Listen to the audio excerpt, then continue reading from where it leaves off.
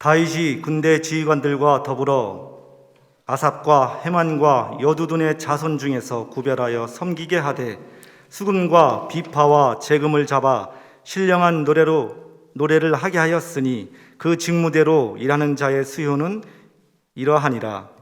아삽의 아들들은 삭굴과 요셉과 느자냐와 아세랄라니 이 아삽의 아들들이 아삽의 지휘 아래 왕의 명령을 따라 신령한 노래를 하며 여두둔에게 이르러서는 그의 아들들 그달리아와 스리와 여사와 스무이와 하시바야와 마띠디아 6사람이니 그의 아버지 여두둔의 지휘 아래 수금을 잡아 신령한 노래를 하며 여호와께 감사하며 찬양하며 헤만에게 이르러는 그의 아들들 붓기야와 마따냐와 우시엘과 스부엘과 여리묵과 하냐냐와 하나니와 엘리아다와 갓달디와 노만디에셀과 요스부가사와 말로디와 호딜과 마시옷이라.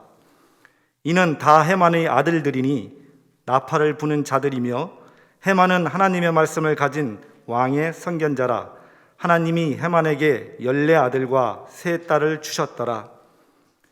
이들이 다 그들의 아버지의 지휘 아래 재금과 비파와 수금을 잡아 여호와의 전에서 노래하여 하나님의 전을 섬겼으며 아삽과 여두둔과 헤만은 왕의 지휘 아래 있었으니 그들과 모든 형제 곧 여호와 찬송하기를 배워 익숙한 자의 수요가 288명이라. 아멘. 먼저 충일교회 귀한 수요 저녁 예배 귀한 강단에 세워주신 하나님께 감사와 찬양을 올려드리고 또 부족한 사람을 불러주신 사랑하는 박상현 목사님과 또 우리 당회원 장로님들 또 우리 충일교회 성도님들께 참 감사를 드립니다. 와서 보니 본문을 읽는데 본문이 이렇게 어려운 이름들이 있었구나라는 것을 새삼 깨닫게 되어서 의도치 않았으나 참 죄송한 마음이 들었습니다. 참 죄송합니다. 저는 박상현 목사님께서 사역하셨던 한소망 교회의 부교역자입니다. 부목사입니다. 소개를 받았듯이 교구와 양육 프로그램 그리고 찬양을 담당하고 사역하고 있습니다. 이름은 윤주용입니다. 기억해 주시면 고맙겠습니다.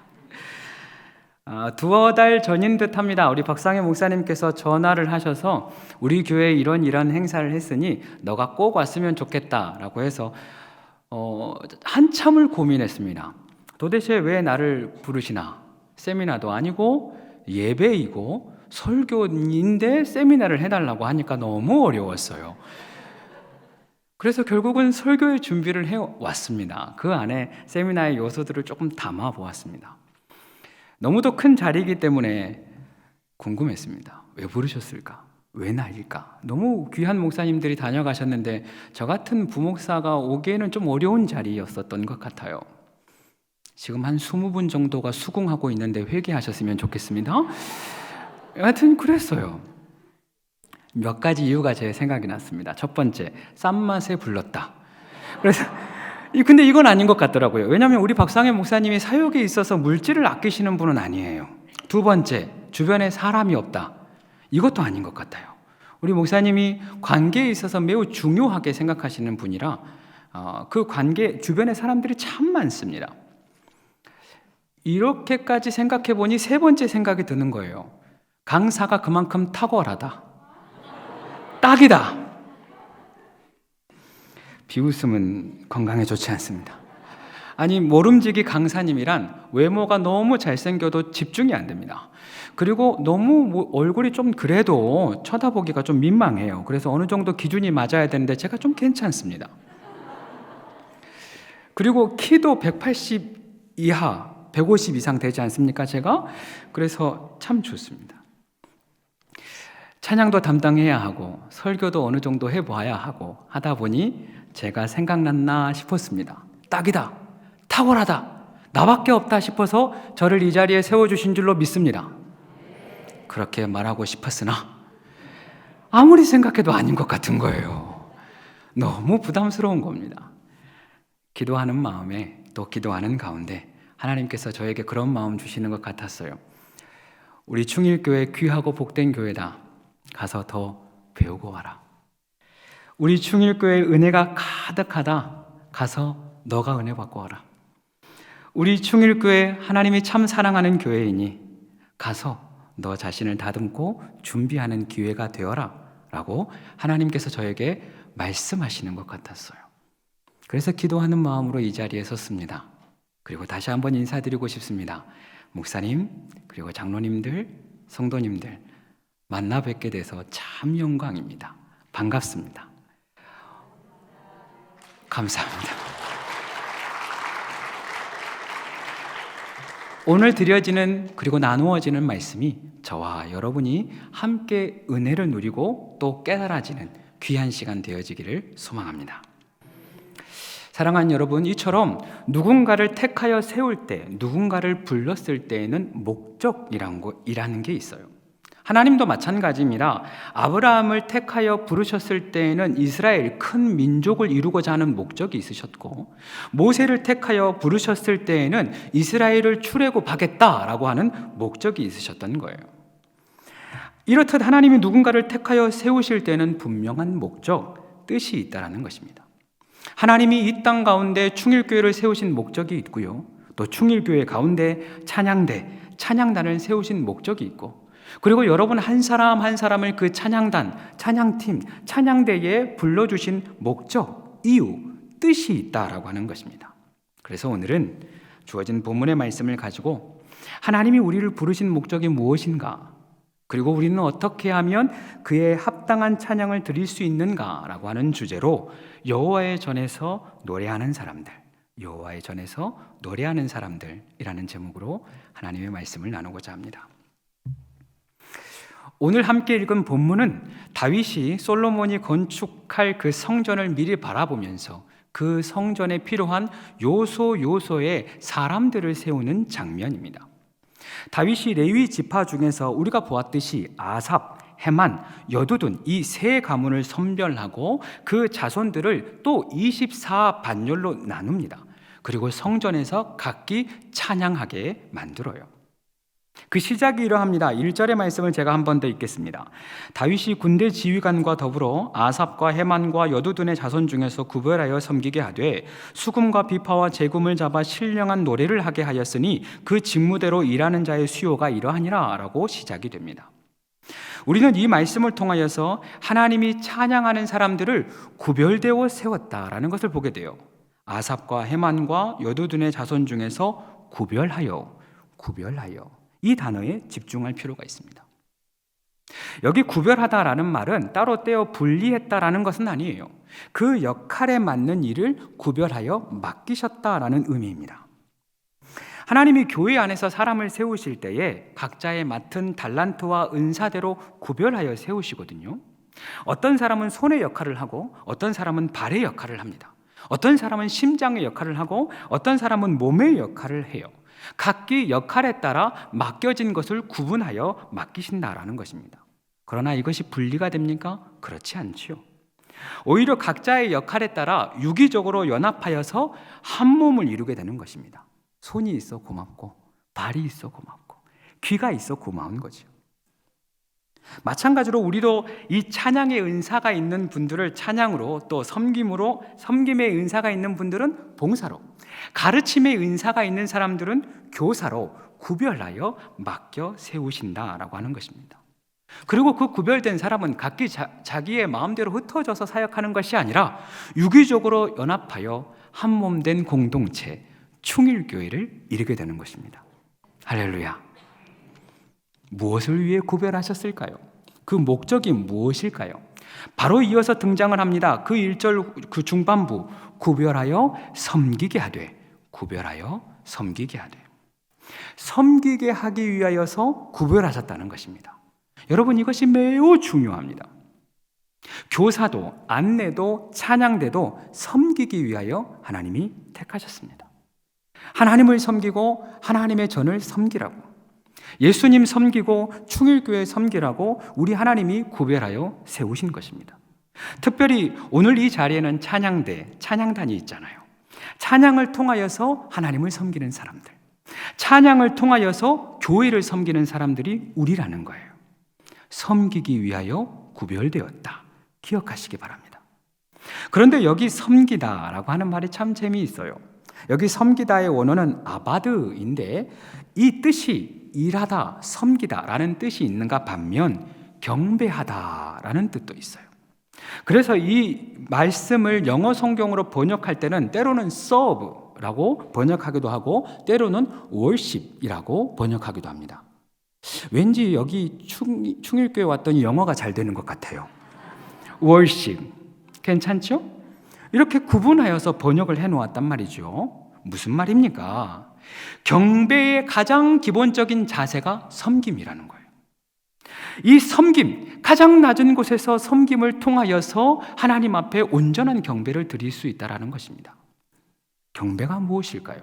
경배는 공손히 절한다 혹은 하나님께 엎드려 절한다라고 하는 의미가 있어요.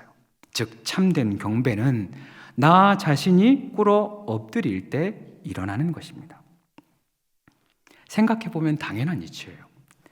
상대방을 높이기 위한 가장 쉬운 방법 한 가지 있는데 내가 낮아지는 거예요. 남편 세우기 위해서 가장 좋은 방법은 아내가 낮아지는 것입니다. 제 아내가 여기 있어서 하는 말이 아니에요.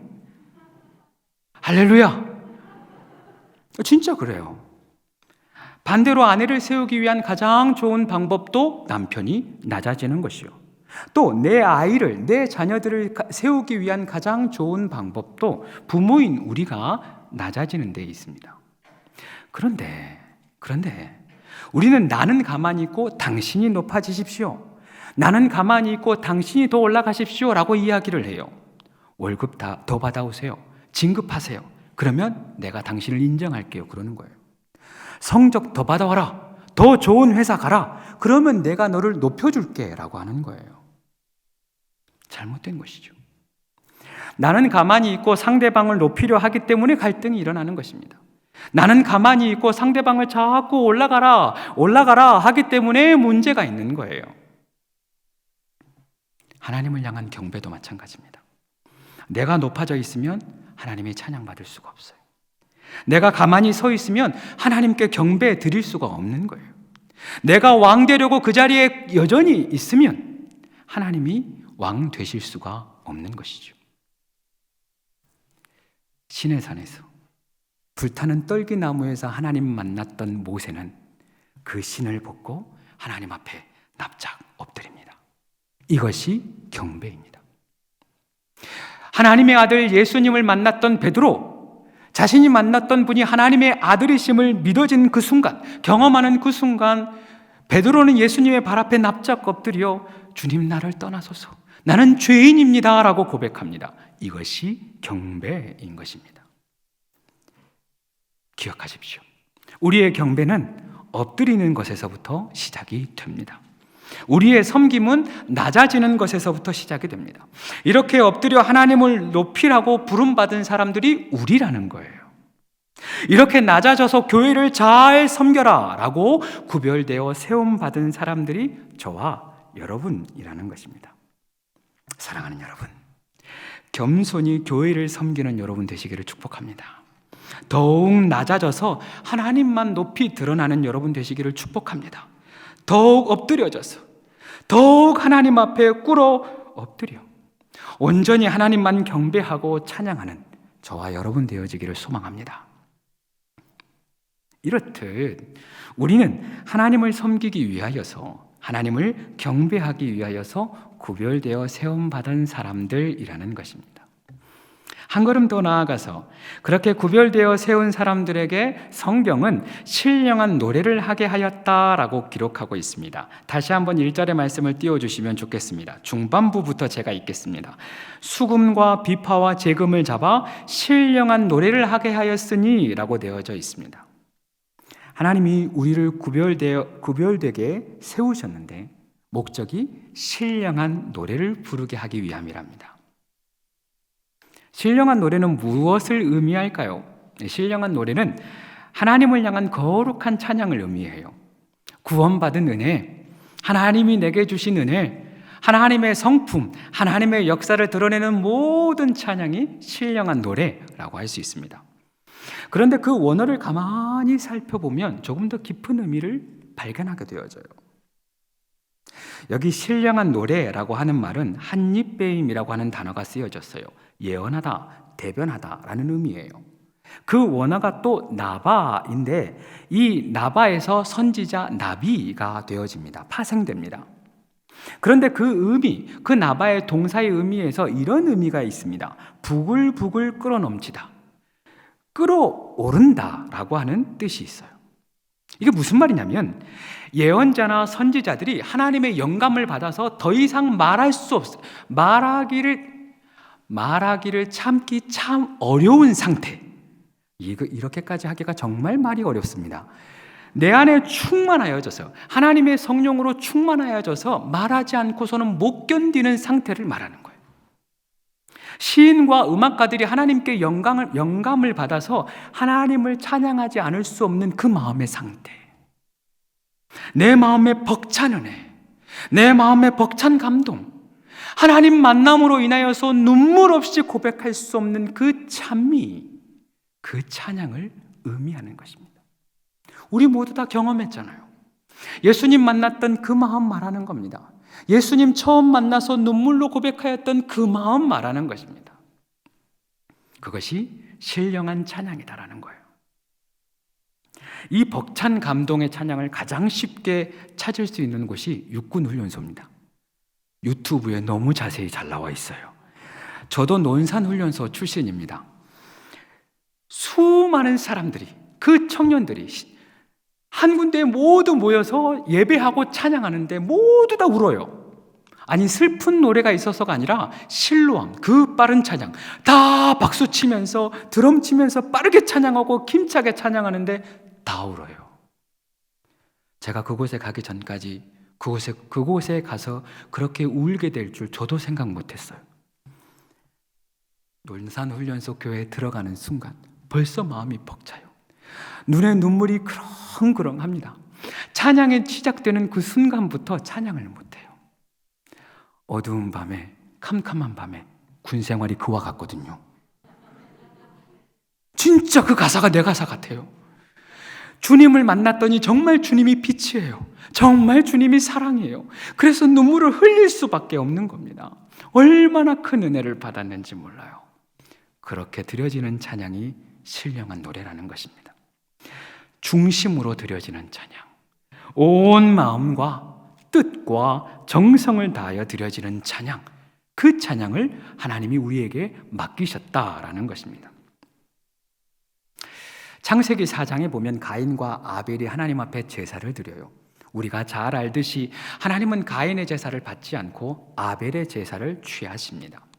히브리서 말씀에 보니까 그 제사에 대해서 이렇게 이야기합니다. 아벨은 믿음으로 가인보다 더 나은 제사를 드렸다라고 기록했어요. 무엇이 문제였다는 것입니까? 마음이 문제였다는 거예요. 믿음이 문제였다는 것입니다. 하나님은 이스라엘 백성들을 향하여서 마음 없는 제사를 역겨워한다 그랬어요. 믿음 없는 제사를 받지 않는다라고 말씀하셨습니다. 그래서 하나님은 지금도 신령과 진정으로 예배하는 자들을 찾고 계시는 것입니다. 영과 진리로 예배하는 자를 지금도 찾고 계시는 것이에요. 우리의 찬양도 마찬가지입니다. 중심의 찬양, 벅찬 마음의 고백, 그 고백을 하나님이 원하시는 것입니다. 전심으로 드려지는 찬양, 온 마음과 온 힘을 다하여 드려지는 찬양, 그 찬양을 주님이 원하시는 것입니다. 이렇게 충만한 찬양, 넘치는 찬양을 위하여서 우리가 한 가지 점검해야 할 것이 있어요. 바로 내 안에 하나님의 은혜가 있는가라는 거예요. 내 안에 하나님의 사랑이 늘 충만한가, 이것을 매일매일 점검하셔야 합니다. 우리가 할렐루야라고 하잖아요. 이 할랄은 찬양하라, 영광을 돌리라, 이런 의미가 있어요. 더불어 한 가지 뜻이 있는데 따라해 보겠습니다. 자랑하다. 자랑하다라는 뜻이 있어요. 하나님을 찬양한다는 것은 즉 하나님을 자랑한다는 거예요. 내게 주신 하나님의 은혜를 자랑한다. 내게 주신 구원의 역사를 자랑한다. 내게 지난 모든 세월 가운데 친밀하게 역사하시고 인도하신 하나님의 역사를 자랑한다라고 하는 것이 찬양이에요. 마찬가지로 자랑에도 조건이 있습니다. 자랑의 조건은 있어야 자랑이 돼요. 얼마 전 한 권사님이 딸이 월급 모아서 십자가 목걸이를 해줬다고 저에게 자랑을 했어요. 자랑할 때가 저밖에 없대요. 제가 관계가 좀 괜찮나 봐요. 아니, 그 자랑을 듣는데 제 마음 가운데 밉지가 않은 거예요. 그 순수한 권사님 마음이 너무 좋고 그 딸의 마음이 너무 귀한 거예요. 그 또 제 마음 가운데 부러운 마음이 있어요. 저는 아들만 둘이거든요. 딸이 있어야 딸 자랑을 해요. 딸이 금목걸이 해줘야 자랑을 할 수가 있어요. 손주가 생겨야 손주 자랑을 하는 것이고 아파트 청약이 돼야 자랑을 할 수가 있는 거거든요. 그런데 우리는 하나님의 은혜 없이 은혜를 자랑해요. 우리는 하나님의 사랑이 내 안에 없는데 그 사랑을 자랑해요. 잘못된 거죠. 하나님의 은혜 없이 찬양하면 울리는 꽹과리 되는 것입니다. 하나님의 사랑이 내 안에 없이 찬양하게 되어지면 의미 없는 소리, 아무 목적이 없는 소리가 되어버리는 것입니다. 그래서 우리 안에 예수님이 계셔야 된다는 거예요. 그래서 내 안에, 우리 안에 매일매일 하나님의 은혜가 충만하고 성령이 충만하고 하나님의 사랑이 충만해야 한다라는 것입니다. 할렐루야. 이를 위하여 우리가 먼저 또한 찬양을 통해서 은혜를 받아야 합니다. 우리는 매주마다 찬양을 해야 하는 사람이에요. 오늘도 우리가 찬양을 드렸지 않습니까? 그런데 이 찬양, 이 자랑을 하기 위하여서, 이 하나님의 사랑을 자랑하기 위하여서 먼저 내가 하나님의 그 찬양을 통하여서 은혜를 받아야 된다는 거예요. 내가 먼저 그 찬양을 통하여서 은혜를 받아야 내가 온전히 하나님 앞에 그 고백 드릴 수가 있고요. 내가 먼저 그 찬양을 통하여서 은혜를 받아야 성도들 가운데 함께 찬양하는 가운데 화답할 수 있는 찬양이 되는 것입니다. 마음과 마음이 전해지거든요. 여러분, 임영웅 아십니까? 우리 충일교회 너무 예배만 드리는 건 아닙니까? 임영웅이 미스터트롯 1회에서 노래를 하는데 노사연의 바램을 불러요.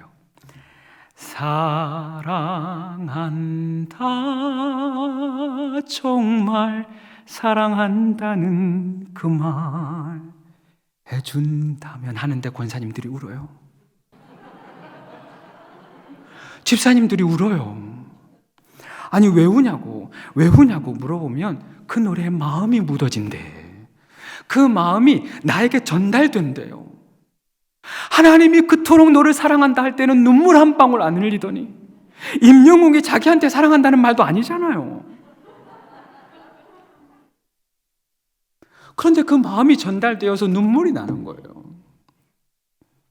전심의 찬양, 하나님을 향한 찬양은 이와 같아야 합니다. 내가 그 찬양에 흠뻑 젖어서 날마다 그 찬양을 묵상하였어. 그 찬양의 가사 한마디 한마디가 나의 고백이 되어져서 이 자리에서 올려드리는 것이죠. 이 자리에서 하나님 앞에 그리고 함께 화답함으로 올려드리는 것입니다. 그러면 은혜가 나누어져요. 그러면 하나님의 진실한 사랑이 이곳에 가득하게 되는 것입니다. 할렐루야. 몇 해 전 일입니다. 수년간 암으로 고통받다가 하나님께 부름받은 안수 집사님 한 분이 계십니다. 정말 감사하게도 그 안수 집사님이 부족한 저의 찬양을 참 좋아해 주셨어요. 병원에서 항암을 하는 그 수년 동안에 결코 예배의 자리를 놓치지 않으셨습니다. 순간순간 말도 못하는 고통, 통증이 올라오는데 앞에 있는 의자 부여잡고 예배하시는 거예요. 돌아가시기 한 달 전까지 교회에 나오셔서 늘 앉으셨던 2층 음향실 바로 위쪽에서 찬양을 합니다. 얼마나 아름다운지. 한 번은 이 험한 세상이라는 찬양을 예배 가운데 부른 적이 있습니다. 그 가사가 이러합니다. 나 호흡 있는 동안에, 나 생명 있는 동안에 나 주를 찬양하리라, 내게 생명 주신 주님을. 이 부분을 찬양하는데 집사님이 그 뼈만 남은 앙상한 두 팔을 서서히 올리시는 거예요. 그리고 두 눈에는 눈물이 그렁그렁 하시더니 펑펑 웁니다. 흐느끼며 웁니다. 그리고 찬양하시는 거예요. 나 호흡 있는 동안에,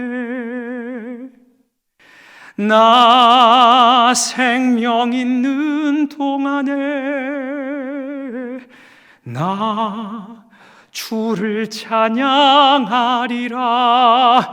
내게 생명 주신 주님을 찬양하는데, 진짜 마지막 호흡자네요 찬양하시는 것 같은 거예요. 진짜 마지막 생명 다하여 하나님 찬양하시는 것 같은 거예요. 같은 게 아니라 진짜 그랬어요. 생명 주신 그 주님, 내게 남은 생명 얼마 남지 않았지만 그날까지, 주님 부르시는 그날까지 찬양하리라. 그 고백이 집사님 고백이었어요. 먼 발치에서 바라보며 찬양하는데 저에게도 그 모습 바라보며 그 마음 느껴지니까, 그 마음이 알겠으니까 눈물이 끝에서부터 벅차오르는데 찬양을 못하겠더라고요.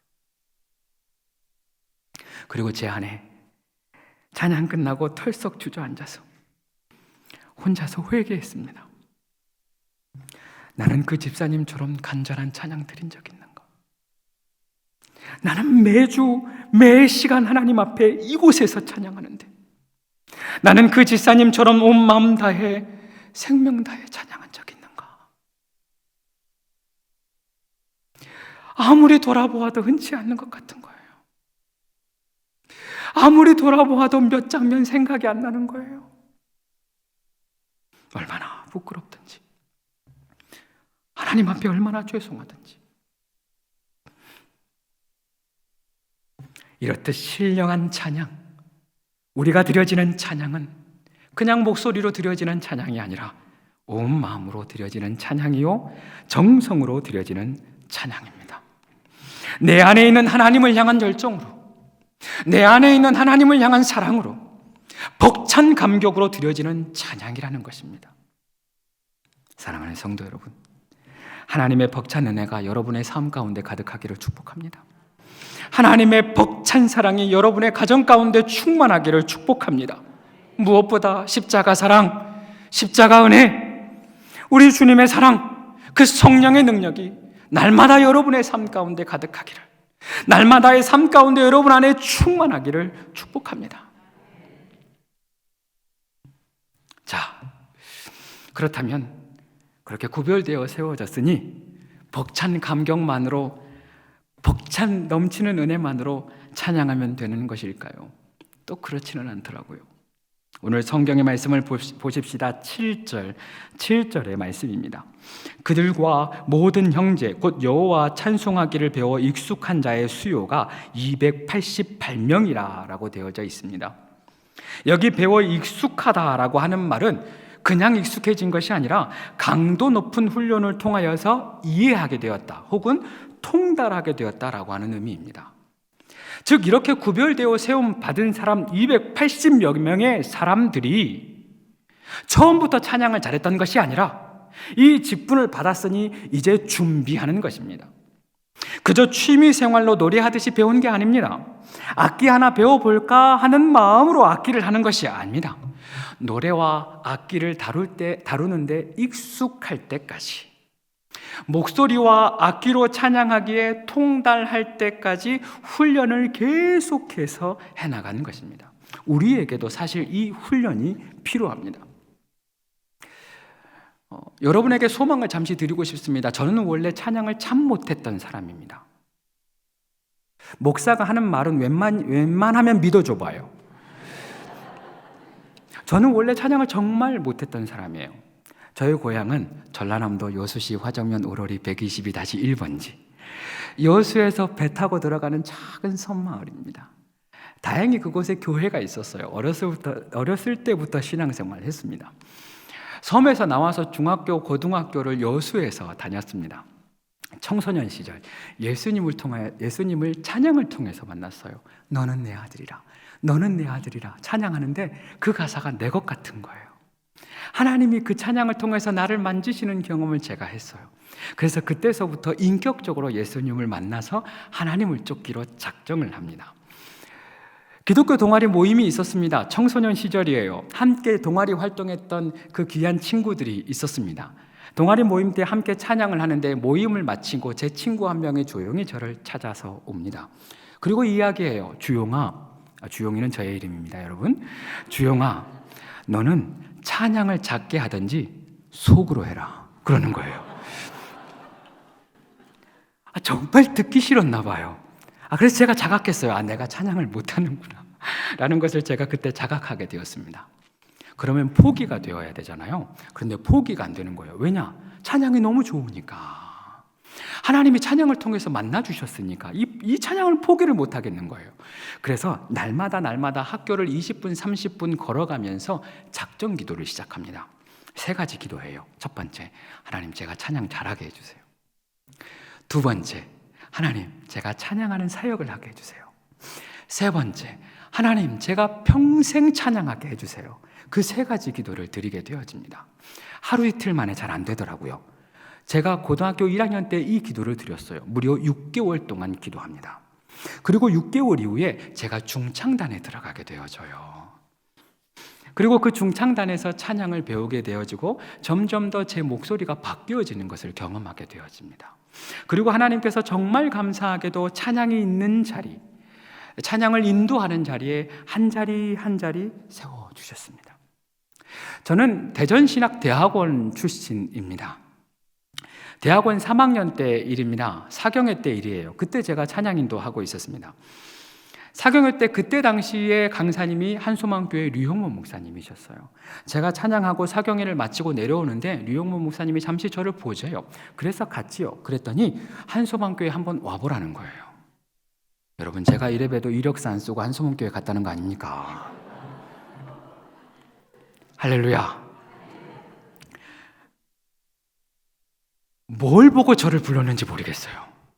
그 당시에도 찬양을 못했습니다. 제가 벌써 한소망교회에서 사역한 지 11년, 12년이 되어갑니다. 한소망교회에 와서 함께 찬양했던 그 영상이 아직도 이것을 알려드리면 또 들어갈까 봐 무서운데 홈페이지에 남아있어요. 그래서 제가 그 장면을 가끔 봅니다. 그때 당시 나이가 지금보다 벌써 10년 전이니까 훨씬 어린데 지금보다 제 얼굴이 10년은 늙어 보여요. 그리고 얼마나 찬양을 못하든지 음정은 떨어지지 목소리는 왜 그런지 이해가 안 돼요. 제가 한소망교회 와서부터 제가 제 자신을 아니까, 너무 부족한 걸 제가 아니까 수없이 연습을 시작합니다. 2가지를 했어요. 첫 번째, 무슨 일이 있어도 토요일 날 연습을 멈추지 않으리라. 지금껏 코로나가 와서도 저는 주일날 연습을 멈춰본 적은 없습니다. 콘티의 순서 방법까지도 모두 다 맞추어서 찬양을 묵상하고 연습하여져서 우리 밴드팀이나 송팀이 오지 못하는 그 순간에도 저는 홀로 연습하고 찬송하고 그것을 녹음하여서 우리 단톡방에 올려드려요. 그리고 2번째, 한소망교회에서 5년, 6년 동안 매주 토요일 다음 날 있을 예배의 찬양을 외워서 1절부터 마지막 찬양이 끝날 때까지, 쓸 수 있을 때까지 계속 썼어요. 외워질 때까지. 저희가 보통 한소망 찬양은 찬송가 2곡 그리고 복음성가 2곡 정도로 이루어져 있어요.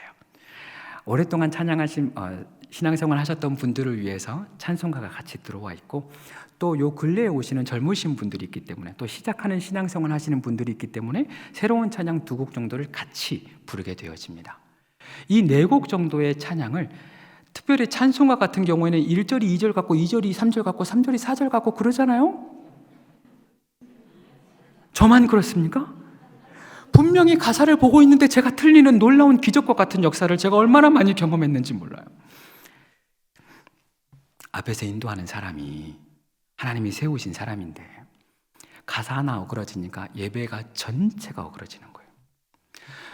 1000명, 2000명의 사람들의 찬양이 모두 다 어그러지는 거예요.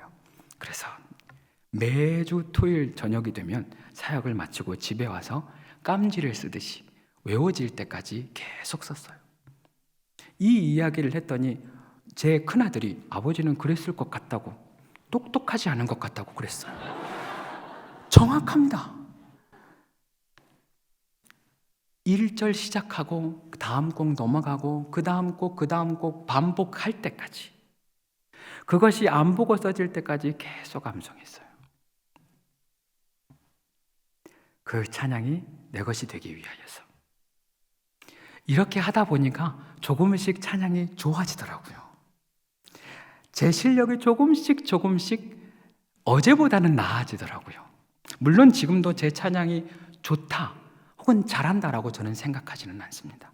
하지만 어제보다 좋아지고 있습니다. 그리고 어제보다 좋아지기 위하여서 최선의 노력을 다하고 있습니다. 오늘보다 내일 더 하나님을 더 아름답게 찬양하기 위하여서, 오늘보다 내일 우리 하나님 앞에 더 고운 목소리로 하나님 찬양하기 위하여서 노력하고 연습하고 또 기도하고 또 묵상하고 있습니다. 이와 같이 우리의 찬양은 전심 어린 찬양뿐만 아니라 우리의 최선의 노력을 다하여서 익숙한 찬양, 온전히 통달하여 드려지는 찬양이 되어야 합니다. 사랑하는 여러분, 악기로 연주하는 여러분, 그리고 목소리로 연주하는 여러분, 배우기에 열심을 내시기 바랍니다. 살아계신 하나님 앞에 최고의 찬양 올려드리시기를 바랍니다. 최고의 찬양 올려드리기 위하여서 최선의 시간을 드리는 저와 여러분 되어지기를 소망합니다. 말씀을 마무리하며 설교를 준비하면서 유독 한 단어가 제 마음 가운데 계속 묵상이 되는 것입니다. 또한 반복되는 단어예요. 그 단어는 지위 아래라고 하는 말씀입니다.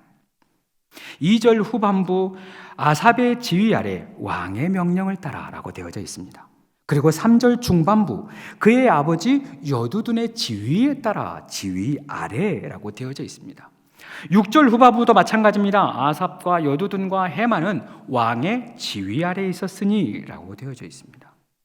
이렇듯 하나님이 찬양대의 조직을 만들어갈 때는 질서를 주셨는데, 찬양대의 대원들은 지휘하는 아삽과 여두둔과 헤만을 따라 나아가야 되는 것이고요. 그리고 그 아삽과 여두둔과 헤만은 다윗 왕의 지위에 따라, 솔로몬 왕의 지휘와 명령을 따라서 하나님을 찬양하게 되는 것입니다. 무엇을 의미할까요? 조금 편한 말로 하면 내 마음대로 찬양하지 말라는 것입니다. 내가 원하는 소리, 내가 원하는 찬양, 내가 원하는 음정을 내는 것이 아니라 하나님이 세우신 지휘자의 지위에 따라 순종하라는 것입니다. 하나님이 세우신 리더의 지위, 인도에 따라 순종하며 나아가라라고 하는 것입니다. 저희 교회는 매주 금요일 날 주보와 또 위임 목사님의 말씀, 설교 주제가 나와요. 그러면 저는 그 주보의 말씀, 거기에 새겨진 말씀과 주제를 가지고 찬양의 콘티를 짜기 시작합니다. 어떤 찬양이 주제에 맞는지, 어떤 곡들이 그 말씀과 연결되는지 묵상하고 찬양을 찾기 시작합니다. 찬송가를 찾고 찬양집을 찾아요. 그리고 금요일 저녁이나 토요일 아침 위임 목사님께 이 찬양 콘티를 완성해서 보여드립니다. 그러면 위임 목사님이 한 번에 오케이, 좋아 할 때도 있으시고, 주제와 안 맞다, 예배와 맞지 않다, 말씀과 맞지 않다라고 하면서 전문 용어입니다. 빠꾸 시킬 때도 있습니다. 그러면 다시 하면 되는데 얼마나 긴장이 되는지. 지금도 마찬가지예요. 10년을 넘어서 이 일을 하고 있는데 도무지 적응이 안 돼요. 얼마나 긴장이 되어지고 제 마음 가운데 약간의 거룩한 스트레스가 있는지, 이 영상을 위임 목사님이 보시지 않았으면 좋겠습니다. 거룩한 스트레스가 되는지 휴가 때 토요일 날 새벽 빠꾸 맞은 악몽을 꾸며 깬 적이 있어요.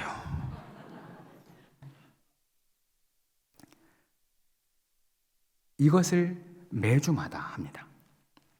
다시 해와라 하면 다시 해요. 예배는 내 것이 아니니까. 찬양은 내가 좋아하는 것 드리는 것이 아니니까.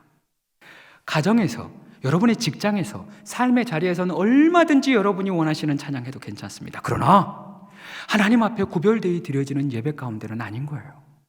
하나님 앞에 구별되어진 이 예배 가운데는 적어도 하나님께서 주신 그 말씀에 따라 우리도 찬양하는 겁니다. 하나님께서 주신 주제에 따라서 우리도 같이 가는 거예요. 지위에 따라, 왕의 지위에 따라 함께 가는 것입니다. 이렇듯 우리를 찬양의 자리에 세워주신 목적은 우리로 하여금 순종을 배워가기 위함입니다. 사실은 그래요. 순종하기를 배워봐라. 더 순종하기를 훈련해봐라. 라고 하면서 우리를 찬양단에 보내어놓으신 것입니다. 소리를 높이자 하면 함께 소리를 높여보는 거예요. 소리를 낮추자라고 하면 함께 소리를 낮춰보는 것입니다. 힘차게 더 빠르게 갑시다라고 하면 힘차게 빨리 달려가 보는 것이고, 잠시 쉬었다 갑시다라고 하면 한 템포 늦추어서 쉬었다 가는 거예요. 순종의 훈련인 것입니다. 많은 사람들이 내 인생을 내가 지휘하면 아름다운 선율이 나올 거라고 생각을 해요. 아닙니다. 내 인생 혹은 내 자녀의 인생, 내가 그리기 시작하면, 내가 지휘하기 시작하면 아름다운 음악이 될 것이다, 아름다운 연주가 될 것이다 생각하지만 아닌 거예요. 착각입니다. 오히려 실패할 때가 더 많습니다. 그래서 가정에서 불협화음이 나는 거예요. 그래서 충일교회 말고 다른 교회에서는 불협화음이 나는 것입니다. 할렐루야.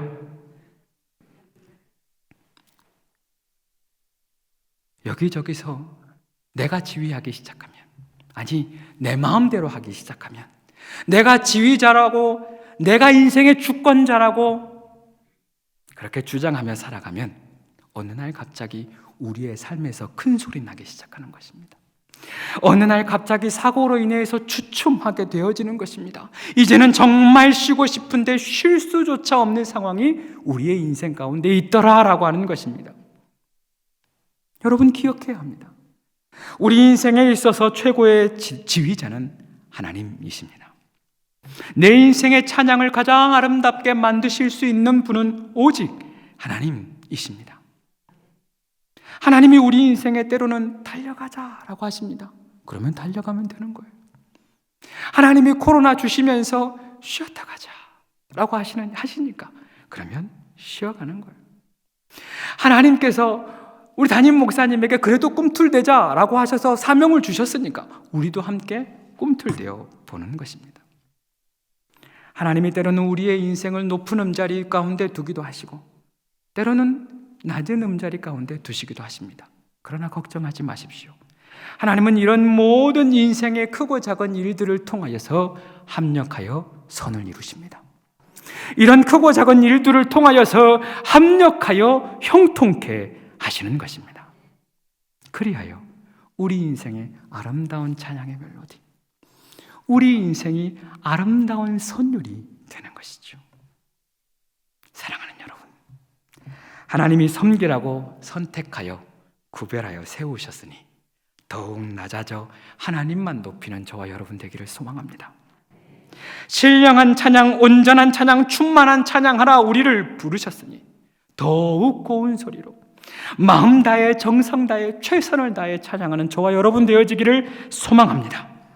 무엇보다 우리 하나님이 우리의 최고의 지휘자가 되시니 하나님께 순종하며 살아가십시다. 하나님께 지휘권 넘겨드리고 그 지휘에 따라 주님 따라 가십시다. 저와 여러분의 인생에 아름다운 찬양의 하모니가 펼쳐지게 될 줄로 믿습니다. 저와 여러분의 인생 가운데 하나님이 친히 인도해 가시는, 하나님이 친히 지휘해 가시는 아름다운 찬양의 역사가 일어나게 될 줄로 믿습니다. 시키로해서 힘들고 지쳐 너는 내 아들이라 찬양할까요? 한 절은 제가 하고 두 번째 부를 때는 저와 여러분이 함께 하고 했으면 좋겠습니다.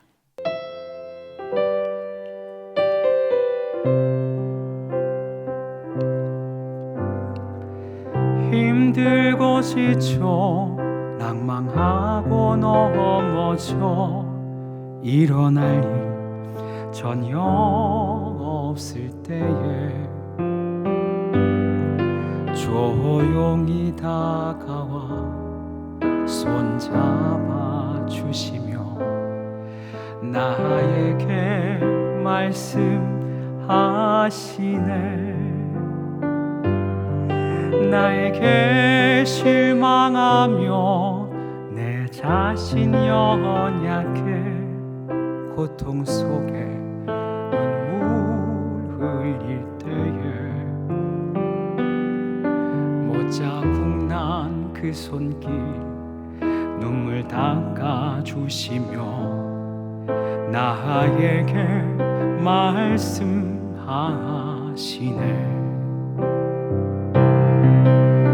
너는 내 아들이라. 오늘날 내가 너를 낳도다. 너는 내 아들이라. 나의 사랑하는 내 아들이라. 함께 찬양할까요? 힘들고 지쳐 난망하고 넘어져 일어날 힘 전혀 없을 때에 조용히 다가와 손잡아 주시며 나에게 말씀하시네. 나에게 실망하며 내 자신 연약해 고통 속에 눈물 흘릴 때에 못자국 난 그 손길 눈물 닦아주시며 나에게 말씀하시네.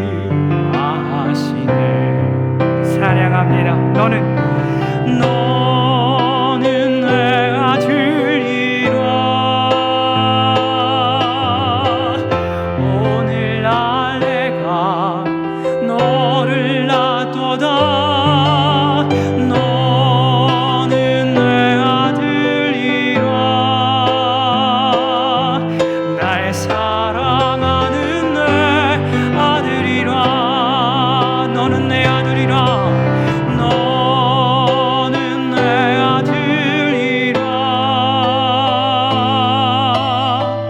오늘날 내가 너를 낳도다. 너는 내 아들이라. 나의 사랑하는 내. 우리 주님께 두 손을 높이 들고 한 번 더 찬양합니다. 너는 내 아들이라. 너는 내 아들이라. 오늘날 내가 너를 낳도다. 너는 내 아들이라. 나의 사랑하는 내 아들이라. 나의 사랑하는 내 아들이라. 우리 하나님께 영광의 박수 올려주십시오.